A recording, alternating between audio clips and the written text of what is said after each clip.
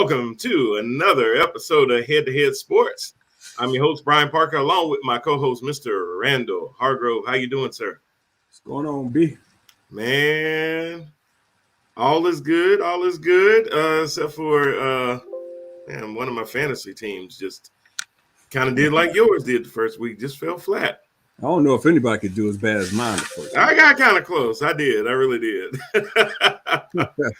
Oh my gosh! It's funny. You sit there and you do these fantasy picks, and even when you think you hit a home run in the draft, sometimes that player just doesn't perform. Like my strategy going into this year was a little different than last year's because I always notice at the end of the year I really need my tight end to do something, and then he doesn't. So then I try to go back into the draft. Into the available players and find a tight end. And the drop off is crazy. Once you get past Kelsey, Waller, sometimes Zach Ertz or Kyle Rudolph and some of those guys, the drop off is crazy. The output that you're getting a week goes from, 12, 13 points in some drafts all the way down to like 5. And that gives you nothing, And, I had Darren Waller this week, and I just expected him to really ball out, and he really didn't. It was just kind of crazy, and that just hurt me. But in another league, I did great. I'm 2-0 in my company-wide league. So if anybody is watching from the Red Roof Group, because they kept wondering during the draft, dang, why is Parker taking a bunch of tight ends early? That's why.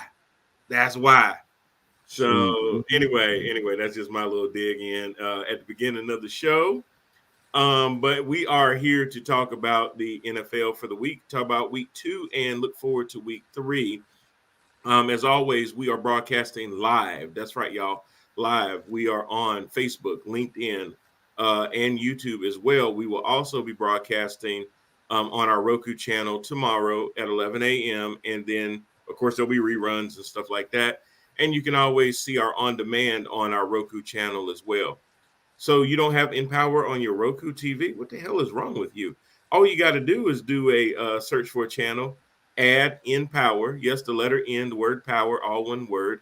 And guess what? You'll not only be able to see head-to-head sports, but you'll see head-to-head, our main show, which covers more news and events. You'll also be able to see short films, comedy, podcasts, all those kind of things. I got lots of content on the channel, so please check it out, InPower Network. Also, you can subscribe on our YouTube channel to the Empire TV Network, as well as our Facebook page, InPower TV Network. All right, I think I paid all the bills with that. So we'd like to thank everybody that's tuning in all over.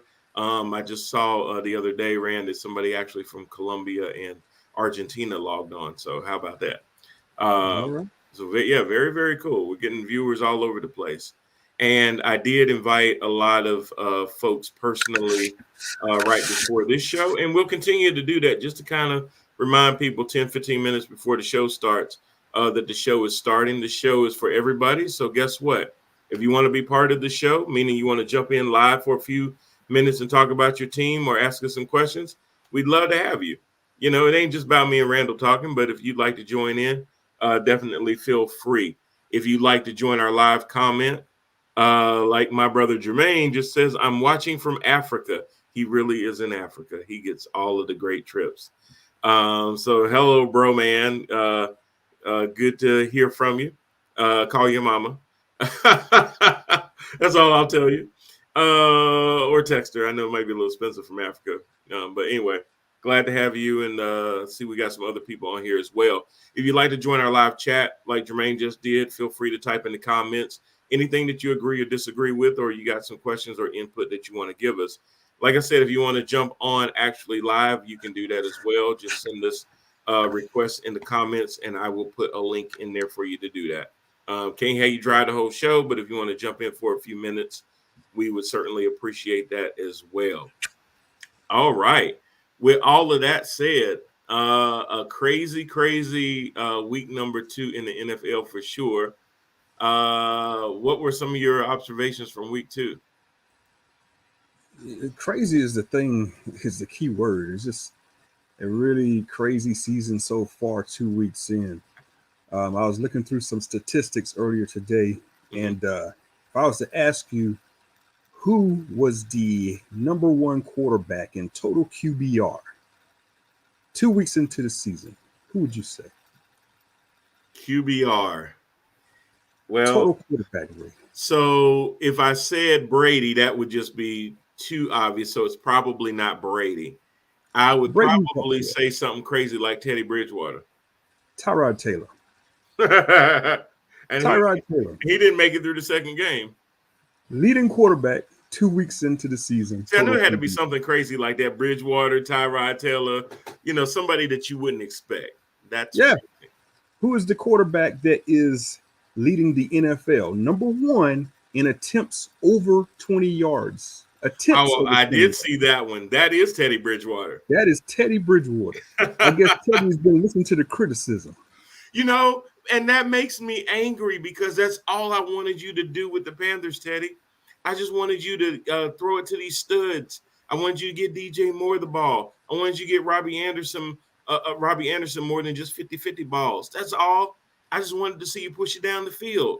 Or, sometimes when everyone was covered and there's a whole lot of green in front of you. Green, think green money. Like them $20 million you stole from the Carolina Panthers last year. Take off and run and learn how to slide. You ain't gonna hurt that leg again. And my God, if you do, you got $20 million. Teddy, jam. Sorry.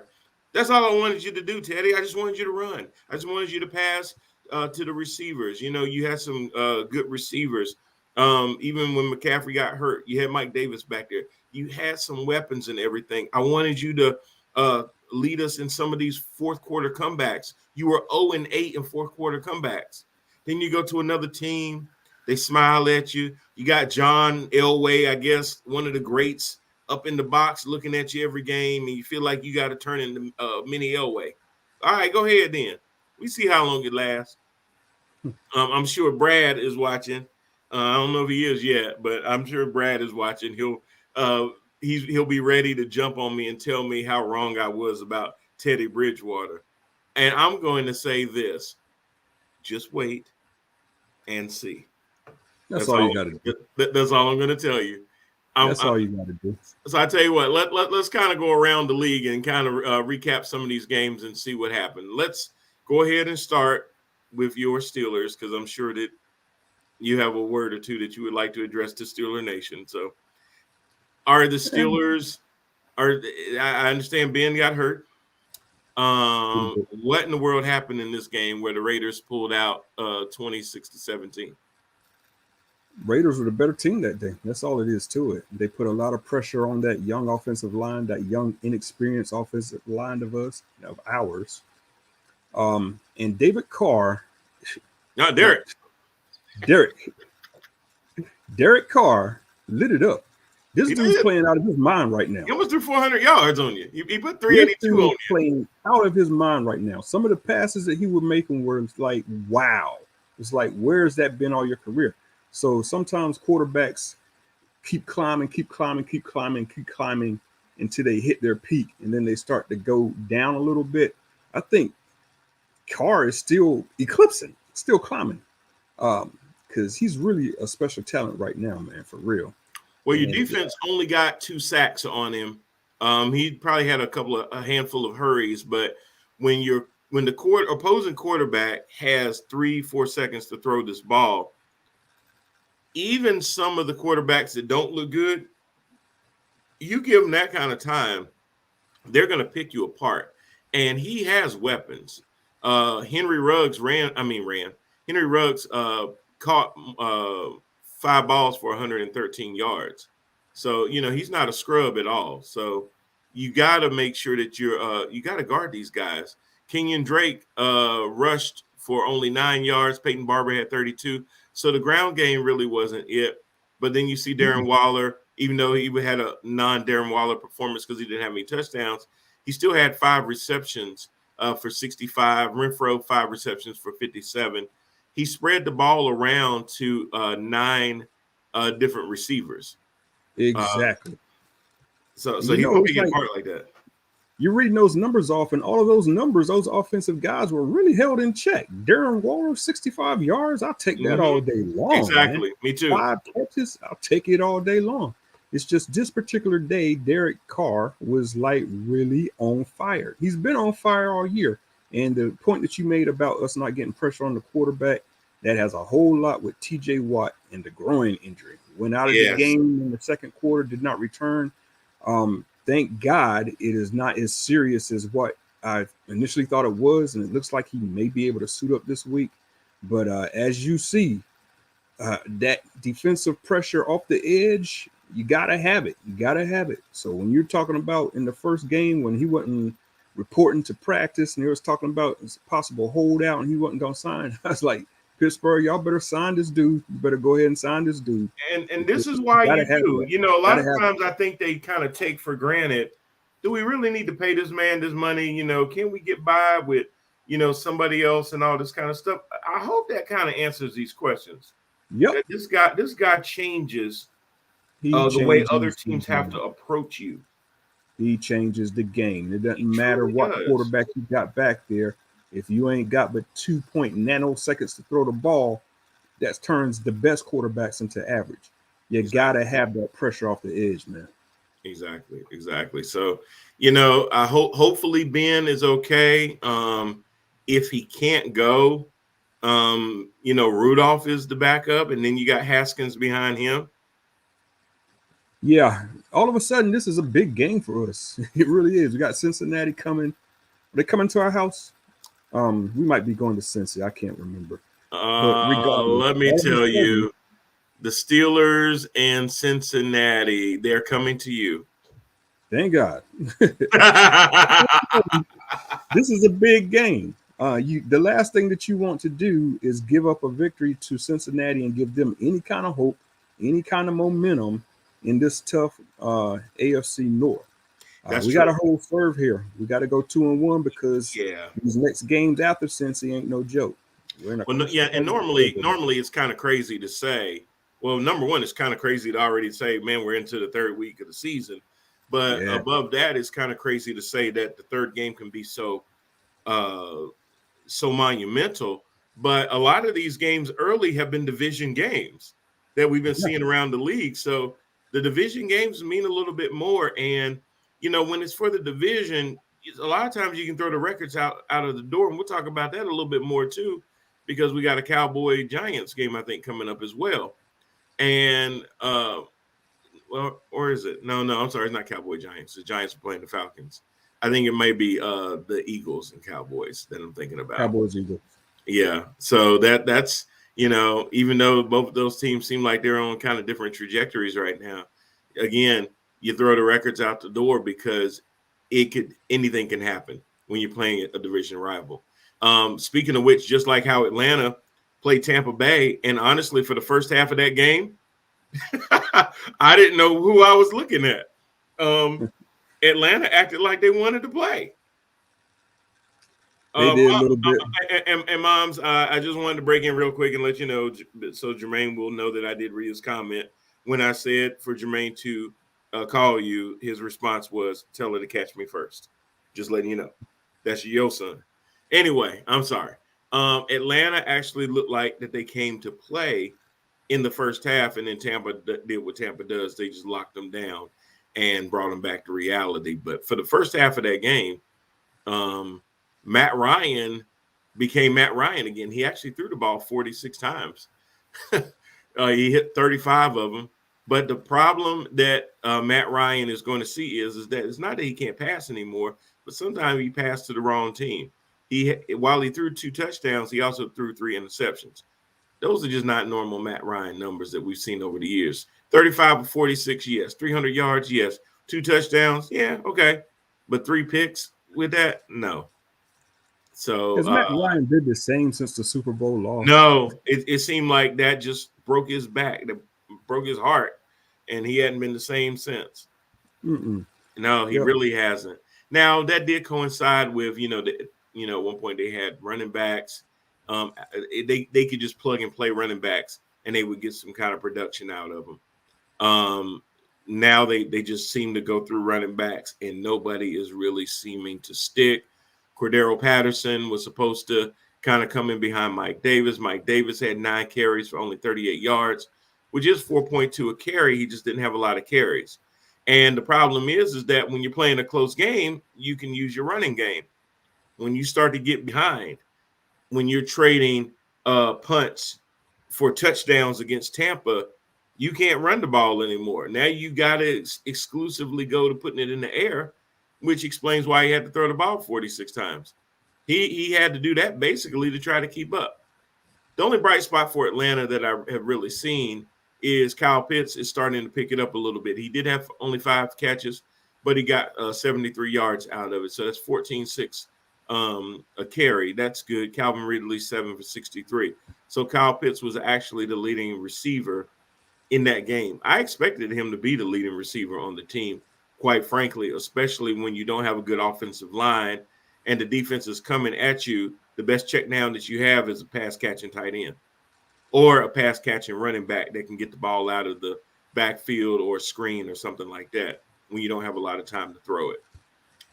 So that's definitely good. And to hit that point, Cordero Patterson, the running back, had 5 receptions for 58 yards. So he was the 3rd leading receiver as the running back.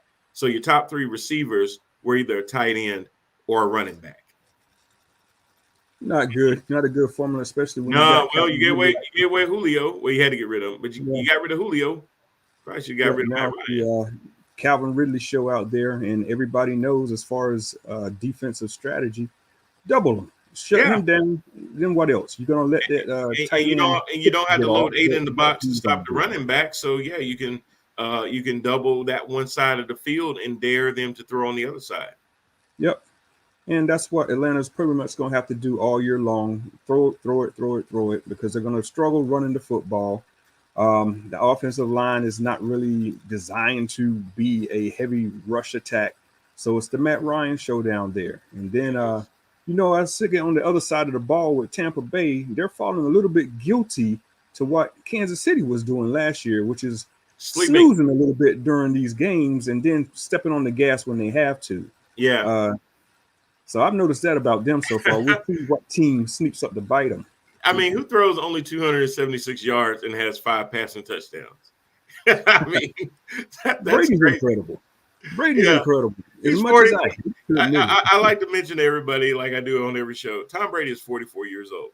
Insane. I don't care if you eat bamboo all day long. I don't care if you don't put nothing toxic in your body. 44 is still 44.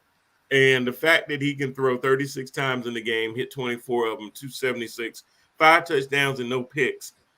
I mean, listen, I am not a Tom Brady fan, but I appreciate what a 44-year-old man can do on an NFL field around a bunch of young bucks.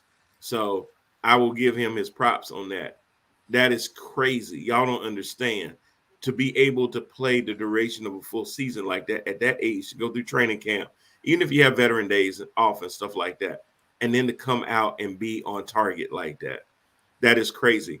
Mike Evans got a rebound because he didn't have, Lord, I was going to say Stephon, but I think is it Trayvon Diggs? Actually, the cornerback was on him from Dallas in the first game, but this game he actually had a little bit more. He was 5 receptions, 75 yards. He had 2 touchdowns. Now, one of them was like a 2-yard pass. So that's why it doesn't seem like he had that many yards, because one of his touchdowns was a short pass touchdown. Chris Godwin got into the act, 4 receptions, 62 yards, a touchdown. Old reliable Gronkowski, 4 receptions, 39 yards, 2 touchdowns. Now, when your tight ends are getting only 39 yards and 2 touchdowns, that's a lot of goal line situations, which is the perfect situation for Gronk, because as soon as he comes off the block, and he makes he runs like a Y or something like that, or a slant, he's virtually open.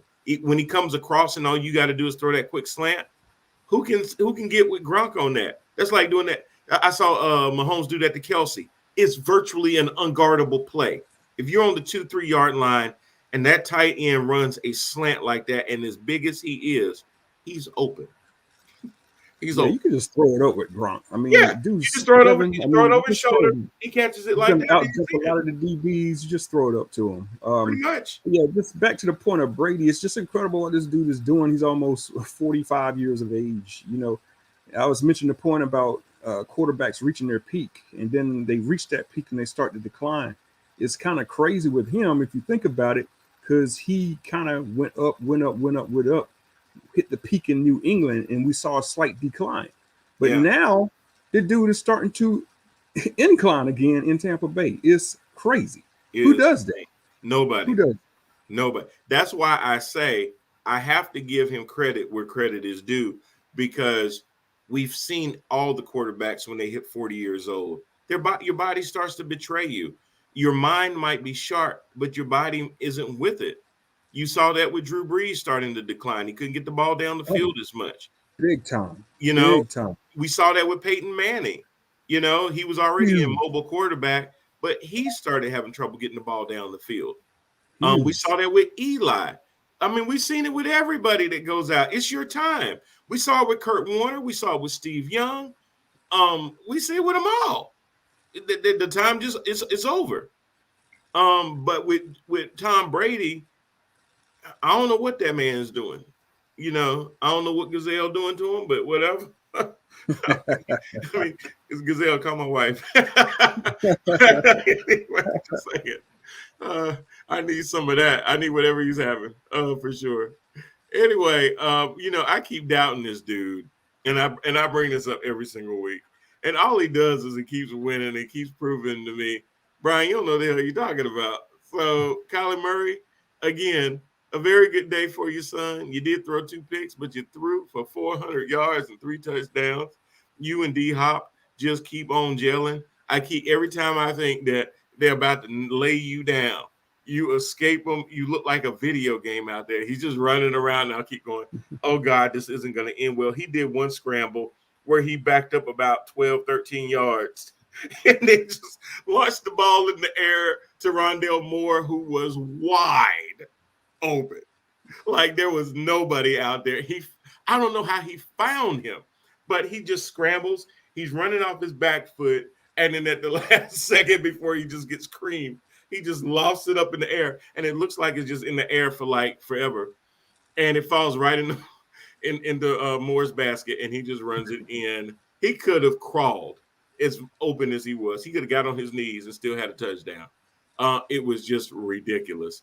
The dude runs 5 times for 31 yards. You can't catch him. He runs for a touchdown. So he accounted for 4 touchdowns. He did throw 3 picks, but that's because he takes a lot of chances downfield. That can be forgivable. Minnesota, a lot of Minnesota Viking fans, if they're on listening, they're going to say, hey, we gave that game away more than they took it away from us. There may be a little truth to that, but you got to give them their props too. Moore had 7 receptions for 114 yards. You certainly didn't stop him. Max Williams had 7 receptions, 94 yards. Christian Kirk 3 for 65. D Hop had 4 for 54, but he had 1 touchdown. And another person that had his first touchdown with the Cardinals, 1 AJ Green, 3 receptions, 44 yards. So very nice to see AJ back on the field doing what he does best. And I'm sure as the season goes on, he will get more and more comfortable with the offense and figure Kyler. You know, I think as a receiver, you got to figure Kyler Murray out. You got to know, you know, normally you have to figure out where he likes to, how he likes to throw and how his receivers like to catch and stuff like that. You got to figure him out because he's not your typical pocket passing quarterback. Yep. If you remember when we did our pre-show when we were discussing which teams would win the divisions or whatnot, I mentioned the name Rondale Moore. You did. You're starting to hear his name now. Some guys, when you watch film of them in college, they jump off the freaking screen. And Rondale Moore, where did he go to school at? Purdue or somewhere like that. He was that dude. Just an instant highlight reel, kind of like T. Higgins was in college, and kind of like a few other guys were. At school. So he's now beating defenses, getting behind a lot of people, kind of like the guy in what's his name, Peace Sign in Kansas City.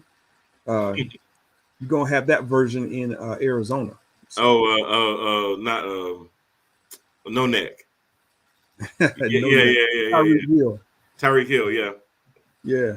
Yeah, Arizona yeah. has different than Tyreek. So watch out Yeah, for these more. speedsters, man. I mean, you know, 5'7" too. Gets lost in the defense. and the crazy part is the way teams prepare for the next team is that they have their second team run plays, and certain people are supposed to mimic certain players. Good luck with somebody mimicking Rondale Moore and Tyreek Hill.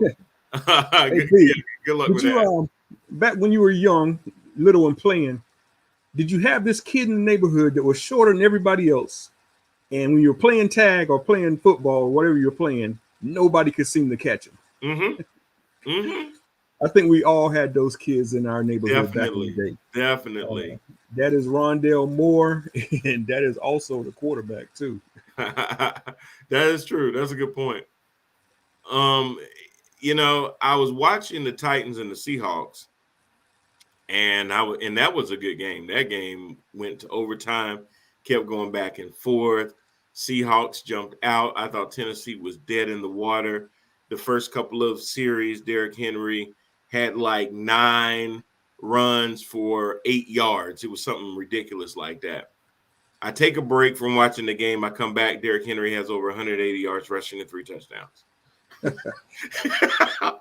I'm just like, okay, I'm with it. He's still a bad man. Tannehill started out really, really slow, but he kind of rebounded. He went 27 of 40. Here's the crazy part. No touchdowns, no interceptions. Derrick Henry scores 3 touchdowns, and then I guess the rest were field goals. So that was it. Your offense was Derrick Henry. Not to say that he didn't get his receivers involved of note. Mr. Julio Jones from Alabama. Went off. 6 receptions, 128 yards, 21 yards a carry. I mean, a reception. Woo! Yeah. Hey, Julio, Atlanta miss you, buddy. Oh, my God. Even Derrick Henry, not only did he run for 182 yards, he caught 6 passes for 55. So, yeah, figure that Derrick Henry just wears on you. I mean, you hit him in the first quarter, you hit him in the second quarter. By the third quarter, you're trying to kind of tackle him. By the fourth quarter, when he coming, you kind of more like, right. And then the fourth quarter, you're making business decisions. You are. You like, I think I need to kind of turn and shift a little bit. So he kind of touched me, but he still kind of went where he wanted to go. Yeah, maybe I could just slow him down, and my friends over here could drag him down. Yeah, it's like being in a boxing match. The first couple of rounds, you exchanging blows, but when you start getting into them later rounds, them body blows start to add up on you, and you start going, "Ooh, that's a little exactly." And he does that to a defense like that because, like I said, the first couple of series, I'm like, man, Seattle got his number today. It's just not going to be in the cards for them. They're going to go down. They're going to be, 0-2 and all that. And I'm just like, Anthony Price, thank you. Derrick Henry was made in a lab. Nobody that big and fast it's crazy. Amen. Hey, Anthony, I don't know if there's if you go to YouTube, right? There's somebody put together this video of him doing all these stiff arms, just trucking over dudes. It's just something to watch because he is a freak of nature. I mean, and some of these stiff arms, they're literally just, he's running and then just using the other arm, clearing them out. Poor Josh Norman. I mean, if you can't see what he did to Josh Norman last year, that's going to live in infamy, the way he took him off the ground. He made him leave his feet when he trucked him. Absolutely crazy. Derrick Henry, pound for pound, is one of the craziest running backs I've ever seen in my life. I like him. I like Dalvin Cook, but Derrick Henry, if you're talking about when you see somebody running at you downhill full speed and it's Derrick Henry, like Rand said, do you start to make business decisions? I'm in a contract year. This is my rookie deal. Bro, we always used to laugh about, the NBA. We talk about somebody getting postered and stuff like that. The worst thing you could feel like is when Kobe or Jordan are running down, and the only thing between them and the basket is you, and you got to make a business decision. That's Right. that's Derrick Henry on the football field. Yes, Like, the NFL version of posterized. exactly. Because if I ever saw Kobe and I'm the only thing between him and that rim, bro, go ahead and do what you got to do. I don't even want to be in the shot. You know what I'm saying? I don't even want them to take Right. a picture, and I'm like this, or your junk is in my face. That's even worse. So, but Derrick Bro, I Henry, am jumping on Derrick Henry's back, or I am tripping him and catching the penalty. he's a freak, and he's not like just a running back that it's first and goal on the 3, and you need them 3 hard yards. He could be at midfield, and if you don't wrap him up, it's a 50-yard run. Absolutely. He's The just toughest thing to he's do sick. is to keep him under control for all 4 quarters. It is hard. It's very hard. DK Metcalf is a freak too. I'm glad you said that. Yes, Russell Wilson still did his thing, 22-31, 343 yards passing, only 2 touchdowns this time out of him. Chris Carson ran for 2. Metcalf didn't catch any, but Freddie Swain and Tyler Lockett. Lockett just is always out there and catching balls. It's like they know where each other are at all times. Russell does a lot of the same things like Kyler Murray. He'll run around, he'll throw that ball up in the air, and it looks like somebody could just run over there and get it before the receiver does because it sits up there so long. But he'll hang it up there. Lockett will always come down with it, streaking on the side somewhere and run in. He had 178 yards receiving off of 8 catches. Insane, man. That's nuts. And what frees him up, though, to Anthony's point, because Metcalf is a freak, you can't double him. Yeah. So you got to pick your poison.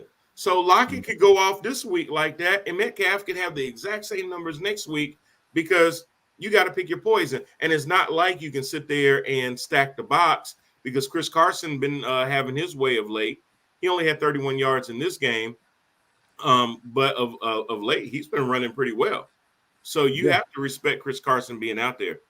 Lockett is underrated every year. People sleep on him. They absolutely do. They absolutely do. And I don't know why. Every year you see the same. After a while, people have to realize it ain't a fluke. He keeps doing it every single week. How many times have you heard Wilson to Lockett, Wilson to Lockett, Wilson to Lockett? Yeah. I mean, if you ain't figured out by now that Tyler Lockett is a top receiver, something is wrong with you. He is definitely that. Freddie Swain, like I said, he put up some good numbers as well. Everett, who came over from the Rams, is still finding his way. He only had 1 reception for 3 yards. Bobby Wagner. Those games between Arizona and Seattle are so fun because they kind of mirror one another. You got Kyler Murray to Hopkins on one side, and then on the other, you got the answer, which is Russell Wilson to you have an undersized quarterback on both sides with some really stud receivers, and the way that they have to be creative to get those receivers the ball. That's what I always worried about with undersized quarterbacks is that even when you have these stud receivers, they kind of hurt you because you're not able to run certain routes because they're not standing in the pocket all the time. They're rolling to their right, rolling to their left, throwing off their back foot. Everything that a quarterback coach tell you don't do, they have to do because they extend plays that way. Sometimes that makes it also hard on your offensive line because when your quarterback is out there extending plays like that, there's a tendency to start holding because you get tired. So you start grabbing the guy, now you're holding. Or if you do a lot of RPOs with these guys, a lot of times now you got ineligible people downfield because they went too far because they're expecting you to run, but you're still just back there extending plays.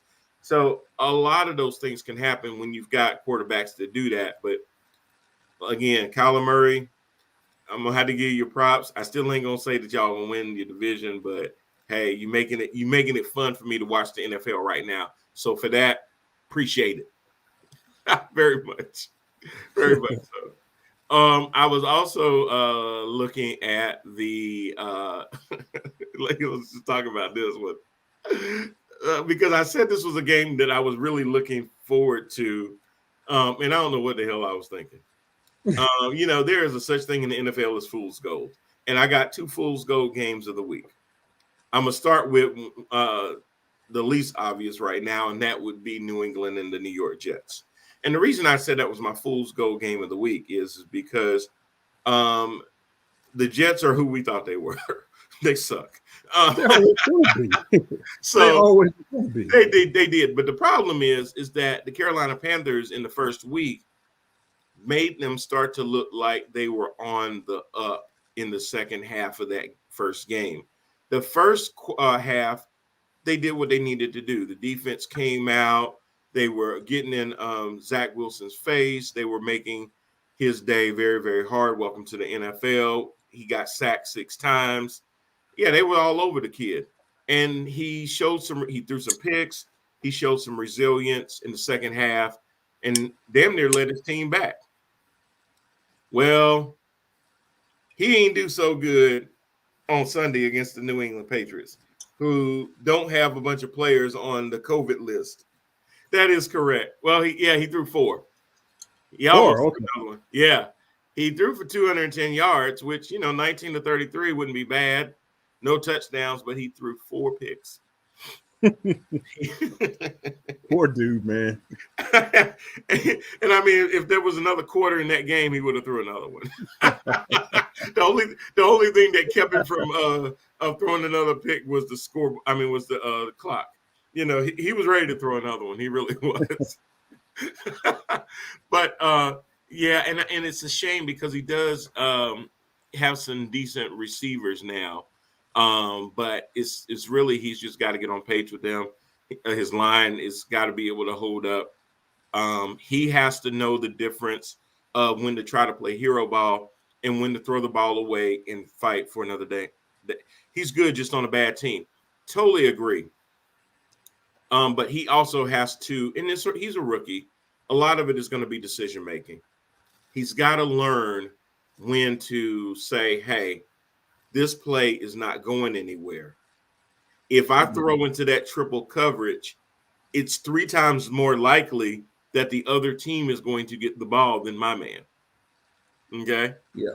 Those are the odds. I gotta stand on my soapbox for a few minutes here. All right. Man, everybody, when Sam Darnold was there, they wanted to trash the guy. He told, talking about he's a horrible quarterback. He sucks this, he sucks that. He's the worst ever. And I kept saying there's more to being a bad quarterback than just the numbers. You got to look deeper than just the numbers. Yeah. And now you're seeing it all over again. Sam Darnold away from the New York Jets with Carolina. Granted, it's 2 weeks into the season, but the man is averaging 280 some yards per game, way more touchdowns than interceptions. Meanwhile, on the other hand, the Jets draft another rookie quarterback, 23 years old or 22 years old, just like Darnold was. And all of a sudden, this particular quarterback who sets all these records at BYU, for all these daggone passing records, was the number 2 overall pick in the draft. Somehow now people are saying he sucks. Come on, man. Come on. Where's the common denominator? What is the common denominator? I would say it's probably the franchise. Yeah. The franchise. Thank you. The franchise. Look, when you got no offensive line talent and your best player, Becton, I believe his name is now out with injury. Mm-hmm. What do you think is going to happen? You saw the highlights of Darnold last year running for his freaking life. And now you're seeing the same thing with Zach Wilson running for his freaking life. So look, man, give the kid some time. He'll be all right. But all you people out there was talking about Darnold sucks and Darnold will never be this and that. Look deeper than the numbers. Look at that organization. Mm-hmm. Off the soapbox. Hopefully Robert Saleh is going to be, 10 times better than Adam Gase. But you can't, you have what you have. You inherit what you inherit. My recommendation to them is you got to make sure that you build a line around him. He is a talented. Please. He's a talented guy. But if the longer you waste, it's going to be the Sam Darnold thing all over again. He's going to be in the fourth year of his contract, Exactly. and you're going to realize that, hey, if we pay this dude, he's going to eat. This next contract is going to eat up so much of our salary cap that we won't be able to afford to put a nice young bunch of strong players around him. So you got to build a line around him. Anthony said, look at the Lions and Falcons. So embarrassing. Yeah, we were talking about the Falcons. Yeah, they're done. Matt Ryan is done. I honestly believe that the only reason that Matt Ryan is playing right now is because of the salary cap number. I believe that when they had to look at him and Julio, they basically said, hey, Julio is going to cost us about 13 million, I think it was, or 15 million against the cap. We need that money to be able to sign our new rookies. Matt Ryan was going to be a lot of dead money against the cap this year. So every year that goes by, it lessens that burden.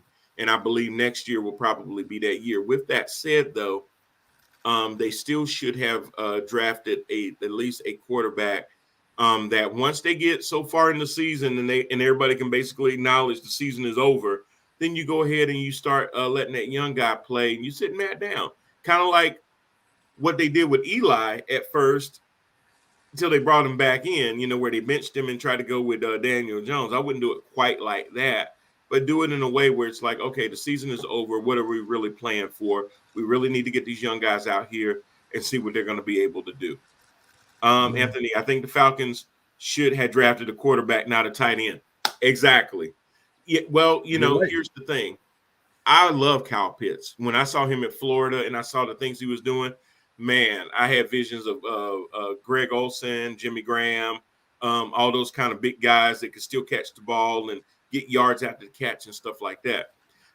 I think Atlanta went with him because, number one, they knew that Julio was moving on and they needed a pass-catching receiver. And I think they looked at him and they said he was a sexy pick. Honestly, what I would have done because they drafted so high, I would have traded down and drafted 2 quality players for that position. You knew you weren't going to get Zach Wilson. You already knew you weren't going to get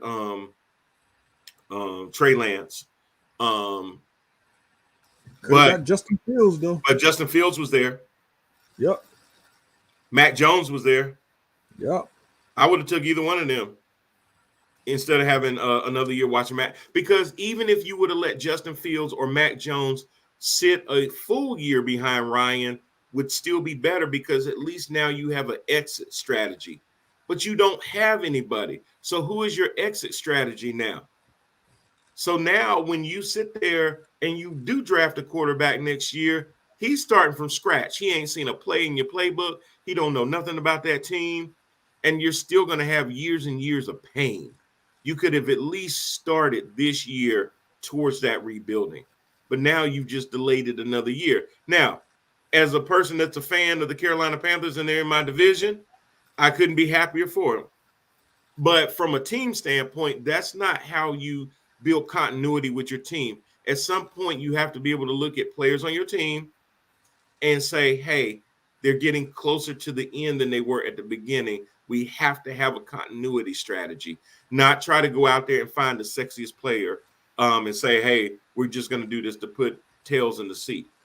No, what your fans deserve is seeing that you're committed to not only the present, but the future as well. You hit the nail on the head when you said delayed the rebuild, because that's exactly what they've done. They've delayed the rebuild, man. It's now going to be stretched out a few years when they could have just jumped on into it. You're going to lose it either way, so you might as well cut all the money and just start all over again. Now, the ones that's not rebuilding are going to be the Patriots. Listen, Zach, I mean, and Robert Saleh, you were going against Bill Belichick. I mean, I got nothing for you. Mac Jones only threw for 186 yards. So they realize that they have a young quarterback, but what they do have is a line. What they do have are running backs. So when you've got running backs that can also catch the ball out of the backfield, for instance, Damian Harris actually ran for 62 yards, but he ran 16 times. He wears you out like that. James White ran 5 times for 20 yards, but he also caught 6 balls for 45 yards. So you Which have is to what he account for does. James White all over the field. Even Damian Harris caught 1 pass. And then you got guys like Aguilar, who had 3 for 21. Not that big, but then you got 2 tight ends that they took. Belichick spent some money this summer. Got Hunter Henry and Jonnu Smith. Jonnu had 4 for 28, and Hunter Henry had 2 for 42. So that's what they're going to do. Bill Belichick is going to sit there and play clock management. He's going to run the ball, eat up the clock, take the ball out of his quarterback's hands strategically. Let him pass when the passes are there. But a lot of these passes are going to be your 6 to 8 yard passes, and then see if the receiver can get anything after the catch. He's not asking him to throw a bunch of bombs down the field. Nope. It's New England ball, man. He's doing New England ball. And when he gets better and gains more experience, he will eventually be a Brady type. Not saying he will be the eventual Brady, but he will be the Brady type. Exactly. So we got a question. Do you believe in Green Bay quarterback Jordan Love when Rodgers leaves next year? What do you think about that one? I have no idea. I have not seen enough of Jordan Love. I don't think Aaron is going to allow us to see Jordan Love until Aaron is done with that franchise. Well, the only time we got to see Jordan Love is he took 3 kneel downs at the end of the Lions game. Now, Anthony, I will tell you. I heard Aaron was mad about that. Well, yeah, I will tell you, Anthony, I wasn't really impressed with the way he kneeled those 3 times. Seriously, he kind of took his time. And I know you're trying to run time off, but you really don't need to because you had way more than enough time running off the clock. But he was real slow for them kneel downs. And a lot of times those players on the other side see that as you being a little crazy, and they'll throw a little extra push on you if you delay. When you take the ball, just go straight down. Take the knee. But honestly, I agree with Rand. I don't know. If you look at, we spoke earlier about how some guys jump off the paper when you look at what they did in college and you try to figure out how that's going to translate to the NFL. Jordan just hasn't really done anything meaningful. Even in the preseason, it's kind of hard to tell because a lot of the plays that they run are very vanilla. You run very, very basic. You don't even run all your route tree. You don't run all of your schemes and everything like that. I hope so. I hope they're going to be okay because franchises like Green Bay, you need them to be good. San Francisco, you need them to be good. I hate to say it. Dallas, you need them to be good because those are the storied teams. Pittsburgh, you need them to be good. New England, you need them to be good. It's kind of like in the NBA where we always talked about when the Lakers and the Celtics used to suck. And that was like, oh, my God, we're killing the NBA because those are those storied franchises and you always need them to look good. No matter the names on the back of the jersey may be different, but it's the name on the front of the jersey that matters more. Green Bay is one of those teams. So I really don't want to see them decline. You got some great receivers that even when Rodgers leaves are still going to be there. Hockenson played his freaking tail off the other night. Swift, I'm sorry, I'm thinking about Detroit. I'm thinking about Devontae Adams. Tonyan is who I was thinking about. Tonyan looked good. Even Randall Cobb came out of the fountain of youth for a minute, 3 receptions for 26 yards. You got Valdez Scantling, who didn't catch anything, which was kind of weird. I haven't seen MVS do a lot lately. I didn't see Lazard do a lot lately. Not even last year. Yeah, I don't know what's going on. My fantasy squad. Who MVS or Lazard? I had MVS for probably 3 weeks before I had to drop him last year. Yeah, I had him on my other fantasy team with my company, and I did the exact same thing. I had him, and he just wasn't producing. And he's a good receiver. I just don't know what's happened to him. But, I think Matt LaFleur would be the best coach for Jordan Love. He's a young guy. He understands where these young quarterbacks are. I think he's a lot better for Jordan Love than he is for Aaron Rodgers.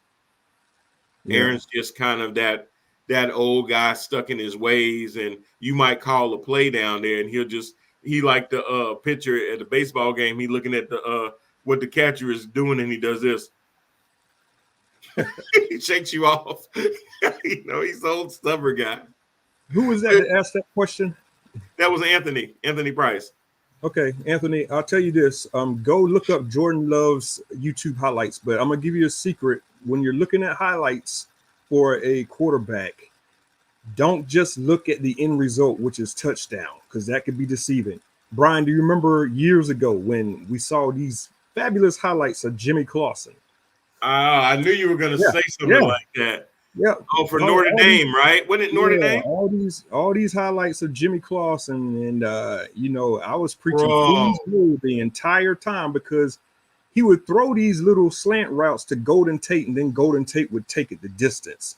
You know, you're supposed to be able to throw a slant route in college ball, man. Yeah. So you can't just look at the end result, which is, oh, Jimmy Clausen just threw a 75-yard touchdown. You got to look at everything. He threw a 6-yard pass that resulted in an extra 69 yards. Right. See if he could throw it downfield 25 yards into tight windows. Those are the YouTube highlights that you really want to see, not just the screen passes that go for 75 yards. So you can make your own assessment, Anthony, if you do it that way. And you could tell us what you think about Jordan Love. Yeah, because I saw Aaron Rodgers put one on Devontae Adams the other night. That was just like, it was a bomb, and he did not have to pull up. It just fell right in his hands, and I'm just like, that's next level quarterbacking. There's like 5 quarterbacks in the league at the most that could have made that pass. Yep, that's what you want to be looking for when you see highlights. So highlights can make anybody look good. So to answer your question, I don't know what Jordan can do, but this is what I will say. Appreciate every game you see Aaron Rodgers play this year. It will be the last season. Yeah, because, you know, whether he moves on to another team or he basically just does a mic drop and says, I'm out, it's very few that we see these times. That's why I even say the same thing with Tom Brady. Take everything in that you're seeing, because we ain't going to see this much more. Well, is that the wide receiver doing all the work, turning an 8-yard catch into an 80-yard run? Yes. Yeah. That's what we were talking about. Golden Tate. Yeah. All those highlights for Jimmy Clausen that people fell in love with, and the Panthers ended up drafting him when I was screaming, please don't draft that dude. Those were Golden Tate highlights. Those were Golden Tate highlights. But see, that's that fool's gold I was talking about. Fool's gold. Because what will happen is, so say for instance, you're on the East Coast and you root for the SEC or the ACC. So you don't really pay a lot of attention to the Pac-10 and all those conferences out there on the West Coast. So all you can really rely on is the box score. You look at the box score and you go, oh, damn, this dude threw for 350 yards and not realizing that he had some beast receivers. Exactly. Remember when Mike Williams was out there at USC. And what was it? What was his name? Matt? Oh, God. What was his name? He was quarterback out there. But he was throwing to him, and he made him look better than he was. It really. Oh yeah. You're talking about Mr. Butt Tackle, right? Yeah. Oh yeah. So Sanchez, Mark Sanchez.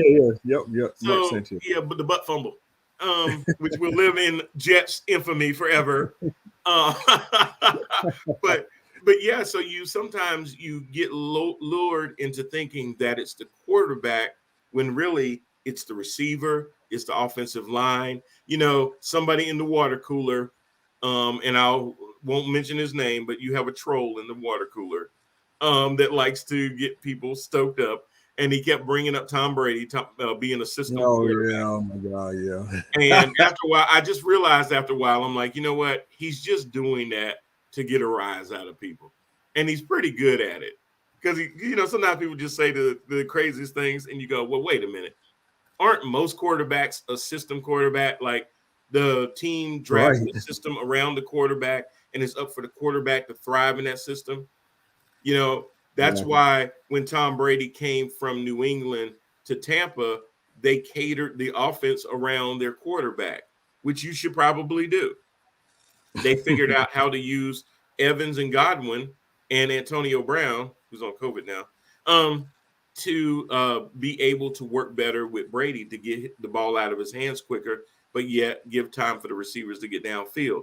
So a lot of these quarterbacks are system quarterbacks. So you really have to ask yourself, when I'm drafting a quarterback, am I bringing him into a system that we already have that he can work in? Or if we're not, what are we going to have to do to our team to make it that way for him? So a lot of these guys are systems. Sometimes, like even with a defensive player, you got a guy that's runs good in a 3-4, but you play a 4-3. What are you going to do? Are you going to convert him to a safety? Are you going to convert him to a linebacker? What are you going to do? So a lot of times you have those situations like that. So like Rand said, you got to watch a little bit more to it than that and get the full story. So very good question about that. But the Lions looked like they were going to play in that game. They did the same thing that Atlanta did. They played good in the first half. They were up 17-14, didn't score in the second half. Green Bay said, okay. So they scored 21 points in the second half, and Detroit scored nothing. That is crazy. It's tell of two halves. Aaron Rodgers got bored and just said, okay. He threw 4 touchdowns. He told everybody to relax, just like he did years ago, and they went to the NFC Championship. He said, it's one game. Relax. Speaking of that, some love to the other Aaron, too. Don't forget the other Aaron. Oh, my gosh. Aaron Jones is a beast. Talking about underrated. Aaron Jones ran 17 times for 67 yards. And he also caught 6 balls for 48 yards. So he had over 100 all-purpose yards in the game. You cannot sleep on Aaron Jones. He was just cutting and carving through that defense. 4 touchdown night. Yeah. 4 touchdown night. So that bad man, Aaron Rodgers is still there. So that was a good game too. The Bears got what they wanted. Andy Dalton got hurt. Yeah, man. It's kind of crazy when your team is rooting for the quarterback to get hurt. I know. But I think they really wanted that. And they're like, stay down. But it's funny because Matt Nagy has already said that when healthy, Andy Dalton will remain the starting quarterback. Yeah, okay. Yeah, so he's sticking to his guns, even though he knows that his fate is pretty much sealed. He probably won't be back next year. So he's just going to and he probably understands at this point he's screwed either way. Even if he puts Justin Fields on the team and they have a losing record, they're not going to keep him. If he goes with Andy Dalton and you don't use Justin Fields, he's gone anyway. Yeah, I don't know if you heard or not, but Justin Fields is officially making his first start in Cleveland this coming. It's because Dalton's still out. Yeah. Okay. So it'll be Fields' first start this Sunday. So we'll see how it goes. It's always easier being the favorite uncle than the parent. I think Chicago told Dalton how hurt he was. So they did say it. They said, stay down. Probably. You look a little gimpy, Andy. I don't think it. Yeah. I tell you what, Andy, let it heal completely. You see, that's what they told Drew Bledsoe too. Let it heal completely. We'll go with Tom, and then we'll evaluate things when you're feeling a little better. Let it heal completely. Drew Bledsoe, how'd that work out for you? You went to Dallas after that, didn't you? But it doesn't work out that well a lot of times. So if Justin Fields balls out, Matt Nagy can say what he wants. But if it looks like he even gives them a spark, which in the limited time in that game, he ran 10 times for 31 yards. Every time he takes off with the ball, everyone's eyes gets big. My eyes gets big because I'm afraid he's going to get hit. Their eyes gets big because they think that they got their version of Lamar Jackson. Nah. That ain't Lamar. Nah. That might be a poor man's Lamar, and he's probably going to be a very, very good quarterback, provided he stays injury free. But let me explain something to everybody watching right now, and I mean everybody. There is only one Lamar Jackson, only one. And what this young fella did with his legs and with his arm. Man, you got to give him his props. He did throw 2 picks, so he still has to clean up his turnovers. But he threw for 1 touchdown. He ran for 2 more. And I don't, people say, well, Brian, is that winning football in the postseason? That's still yet to be seen. But I tell you what, he's putting his team in a position to be able to at least make the playoffs. He's putting the team on his back right now. Yeah. He's putting the team on his back right now. Yeah. And it was funny because, Lamar said right before the season, because a lot of times people say, okay, now we got film on him, we can figure him out. And that's what they said. And Lamar said, no, I don't think anybody can figure me out. And I was like, well, dang, man, that's kind of arrogant to say. So Lamar just basically said, well, let me show y'all what I mean by that. Anthony says, I'm sure defenses are tired of playing Lamar Jackson. He can break your ankles quick. And then to the thing about Andy Dalton and Justin Fields, that's like Wentz, that guy stay hurt. Yeah, I don't know how you sprain both of your ankles or your knees or whatever it was. God, man, Wentz ain't got no look. I think a cat crossed his path while he was walking up that daggone ladder, and he opened an umbrella in the house when he got in the house. I think this dude like walks under ladders or something. Yeah, that's what I'm saying. Or black cats walk in front of him. Yeah, it's pretty terrible. But yeah, defenses are probably tired of playing Lamar because number one, you can't emulate him in practice. Who do you have on your practice squad that's going to go out there and give you what Lamar can give you? He does it all. He does the RPO well. He'll put the ball in the belly of the back, pull it out. And as a defender, you have to pause because you have to be sure that your eyes are really following the ball. Play action, he can kill you the same way because, again, he's faking like he's giving it to the back. And if you think he gave it to the back and you commit your defense there, he's bootlegging around the corner on you. Yeah. You ain't figured him out because he has the ability to improvise. You can't figure out somebody that can improvise like that because he don't even know what he going to do. So how the hell you going to figure him out? Yep. Incredible performance in Kansas City, man. That was a huge, huge win. And they won that game because of him. And I know my boy Clyde Edwards-Helaire fumbled the ball in the final moments of that game, but hell, it was Jackson that had the Ravens even in the game to that point. Begin with. Yeah, to begin with. I mean, props to him, man, for real.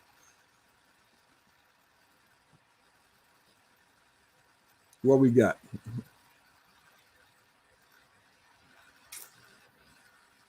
Look like we got a troll.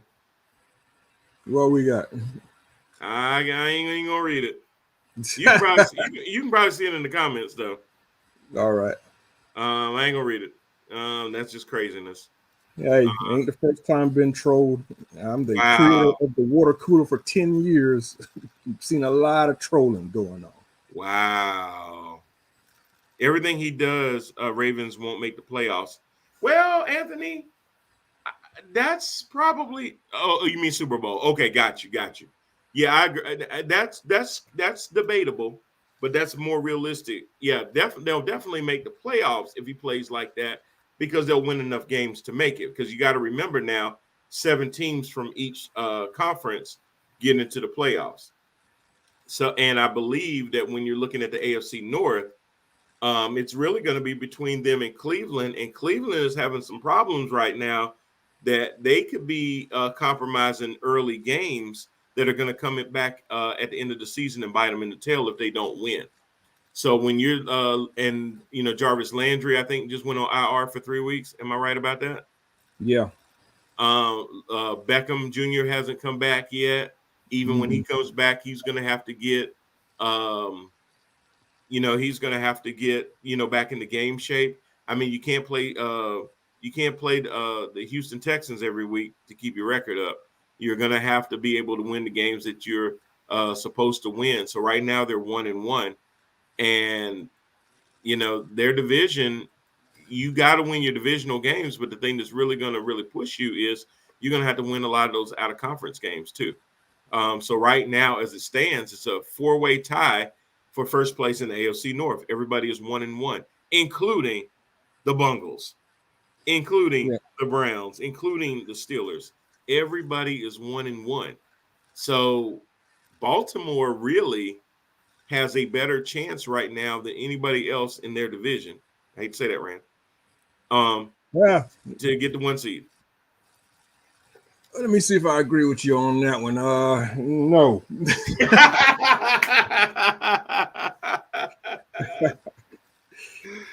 No, I do understand though. You know, everybody kind of has their deficiencies in that division Yeah. right now. It's strange, you know. Cleveland they're beat up. Pittsburgh is getting beat up. We took a daggone beating defensively, so we're kind of struggling on the defensive line. We had to go sign Taco Charleston to add to our practice squad just to have some more bodies on the daggone team. Got Big Ben with a pectoral injury to his left pec, so we have to see how that's going to work out. Yeah. So we're beat up. The Browns are beat up. The Bengals. That's what I'm saying. We cannot let them win this Exactly. game. We don't want to give Those them games any become confidence. even heavier. Yeah, early. Yeah. Because then when you get to the end of the season, you look back at those games and go, "That's the one we tripped up on." And the only reason that I'm giving Baltimore a slight a nod right now is because out of the 4 teams, to me right now, just 2 games in, they seem like the more complete team right now. When you look at their running game, they ran for over 280 something yards, which is crazy to me because they lost how many running backs have they lost now? 3 running backs. And they just keep on bringing them up. The team that has lost all these running backs keep running the damn ball. So this is when you talk about a system. This is when you talk about a system and a scheme. Latavius Murray had one of his best years with New Orleans. They cut him because they didn't want to pay him. He goes there. They plug him in. They plug in Tyshawn. He does his thing. So they keep losing backs, yet they're still – Harbaugh didn't have to change his offense and his scheme because the guys he went into the season with aren't there. Yeah. How many other teams that when you go through your first, second, third running back, you still can run the ball effectively? You're still a threat, not just from the quarterback, but from the running backs.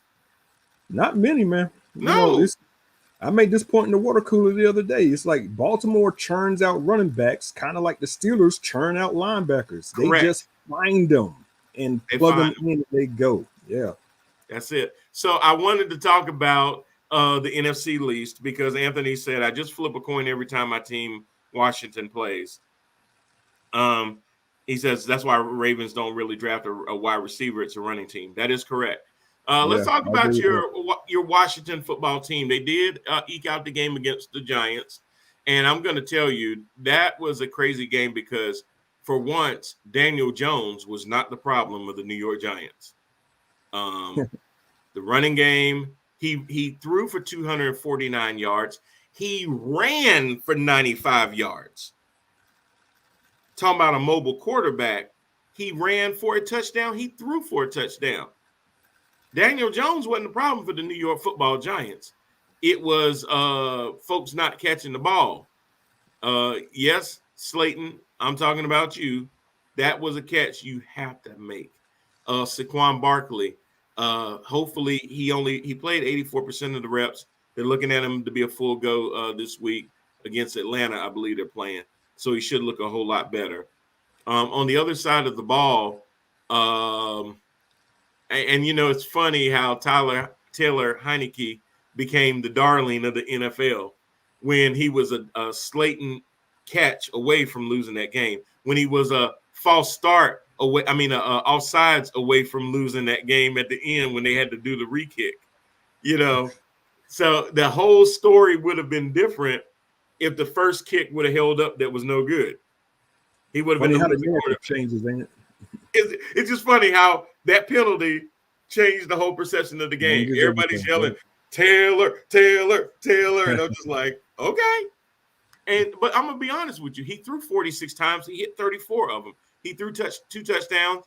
He had 1 pick. It wasn't it was a bad interception, but it wasn't that bad. I saw what he was trying to do. But he had some throws where he put it on the number. He had some throws where only the receiver would have caught that ball. And some where I was just like, how did he do that? And some catches that the receivers made where they got their footing right and they stayed in bounds. Absolutely unbelievable. He was impressive in that playoff game last year, too. Yeah, he was. And Washington has found he added to the lore of Taylor Heinicke. So he did his thing. I think Washington is going to be competitive in games as long as they continue to play that way. A lot of times when you're competitive in games, it doesn't always show up in the win column, but be patient with your team. I think they're on the right path. I think Ron Rivera is a good coach. I think that defense is just going to get better and better. And you got some stud running backs. You got some good receivers. So I think, they're going to be competitive. They just may not have enough to push them over. But the good thing is that you're in the NFC least, so anything can happen. The only advice I would give you is if you're in the NFC least, win your divisional games. That's all you got to do. Win your divisional games, and you'll be all right. Because it's going to come down to that. People think the Cowboys are going to run away with this. I beg to differ. I don't think they will. They barely beat the Chargers the other day. It came down to a last-second field goal. Yes, I'm going to get the Cowboys their props. They won the game, yada, yada, yada. Dak did his thing. He only threw for 237 yards, which for Dak, he does that in a half. He didn't throw any touchdowns. He threw one pick. And really it became more of the Zeke and Tony Pollard show. They decided that, hey, we got a lot of criticism for not running the ball the first game against Tampa. So let us show you we can run the ball. Between Zeke and Tony Pollard, they ran for 180 yards. Both had a touchdown. Zeke only ran for 71 yards. Pollard was a little bit more explosive with less carries. He had 3 less carries than Zeke, but he ran for 38 yards more. So we still say Zeke don't look like Zeke.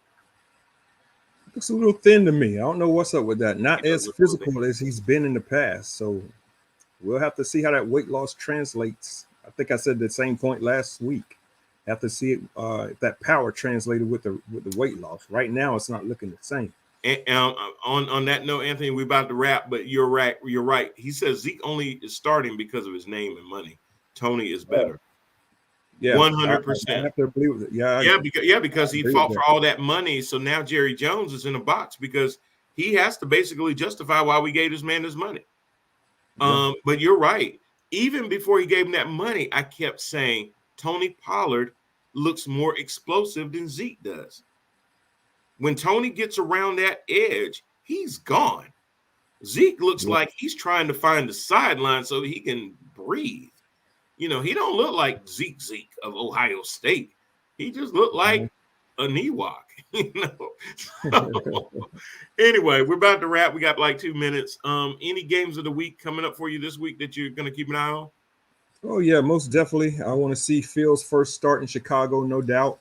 Not in Chicago, but his first start against Cleveland. Also, Steelers, Bengals. My boys have to have this one. And I'm also interested to see what Carolina's going to do to the third-string quarterback down in Texas. Davis Mills gets his first start because Tyrod is out. You're right. Yeah. And that is my game, too. I know people are going to say, why are you looking at Carolina and the Texans? Carolina should beat the brakes off of them. Should beat the brakes off. But Carolina has a history in Thursday night games of not showing up. Carolina has a history of playing quarterbacks that should be inferior to them and letting them look like the second coming of John Elway. I want them to prove me wrong. I want to see if this defense that is leading the league is as for real as they're supposed to be. Anything less than 5 sacks, I'm not going to be happy about. No. Anything less than a 3-touchdown score, I'm not going to be happy. And they better score in the second half, not all the points in the first half. Correct. Where they come out and then they take their foot off the gas. That's what we need to see. So with that, hey, Panthers, I get it. Y'all need to sit there and just have no mercy. I want this to be like Karate Kid. No mercy. I want this to be like Mortal Kombat. Finish them. I want you to do all of those things. Okay. Well, that's the leg. Yeah, just beat the brakes because you know who you got for week 4? Them Cowboys. But at least you got 10 days. You got 10 days to prepare for them after this game. So go in with the high. Get that road win. Get that taste of victory away from home. Bring it back home to us. We waiting on y'all. We'll be here Thursday night. Bring it back to us. Most definitely. Before we get out of here, man, I have to say big ups to Steve Smith, who got nominated for the Hall of Fame. He could be the first Carolina Panther to get into the Hall Wow. of Fame. I believe he could do it. 89, 89, I 89. believe 89 is a first ballot. We will find out next I Sunday. believe he is. I believe he is. So with that, congratulations, Smitty. They better give you your flowers because you definitely deserve it.